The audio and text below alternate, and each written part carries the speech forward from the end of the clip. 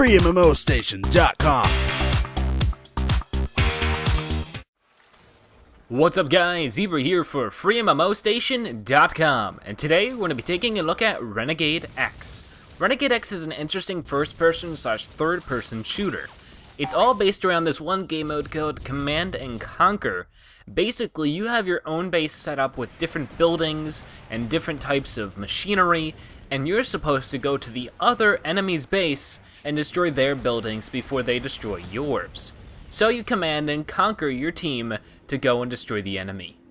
It's really interesting and completely free. There's no type of in-game currency that you have to purchase with your own money, and that's really, really awesome.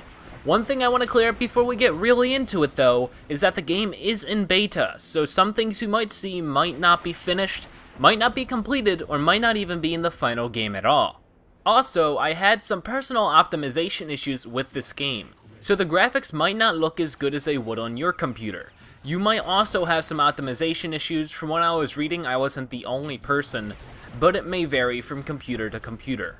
I'm really enjoying the game so far though. I'm not that great at it, but it's really, really fun with all the variety that you can do. Different types of strategies are open to you, so why don't we take a look at the different classes and things you can choose. You have things like soldiers, shotgunners, flamethrowers, even like a sniper, or even some type of engineer to heal buildings. You have a bunch of cool stuff you have like access to, and you purchase all these with credits. Now the credits aren't in-game currency. Everyone starts out with a low amount of credits, and as the game progresses and as you do better as a team, you gradually gain more and more credits, and these credits can be used to buy items like AC-130 airstrike goggles to activate that, or maybe even a vehicle. There's plenty of different vehicles, either they be aircrafts or by land like a tank or a buggy, and it really does diversify the gameplay. The maps seem to be overall really open. There's a lot of space within each map, and there's usually more than one way you can take things. You see a lot of cool things, either it be completely tank battles, or maybe you'll see just maps with tons of snipers everywhere. There's a lot of options for different strategies with your team to get the job done. One cool thing is the sheer amount of players allowed on one server. I've personally only seen up to about 40 players in one server, but the website does say that you can have up to 64 players into one server, which can lead to one heck of a battle. Right now you can see me ordering in a helicopter, and I do warn you, I'm not that great of a pilot. I don't fly this thing very well or for very long. But it's really cool to be able to order any type of aircraft or tank or buggy or weapon that you want or desire to play with, and then play with it with your team and make it work to win the game. There's totally a lot of diversity, and it really feels like every game's a little bit different from the last. Now I'm in a tank, and this game was really interesting.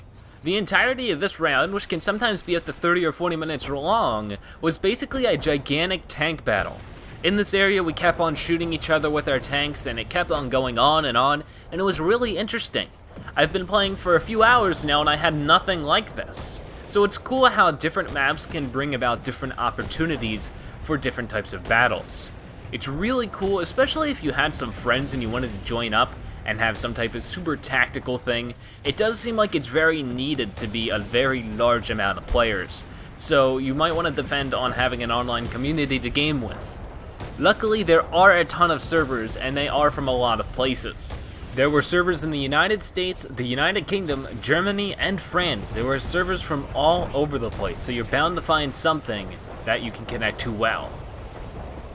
Besides the different types of vehicles you can drive and fly though, there are a lot of different weapon types, a lot of really cool weapon types. I personally found it to be really fun to use sniper rifles. Like I said earlier, the maps are very open, and there's a lot of spots where you can crouch in a corner and hide and camp out and snipe for a bit. And it felt really immersive to be actually able to sit there and be able to snipe down somebody from a long distance with a very hard to aim sniper rifle, which is still very powerful.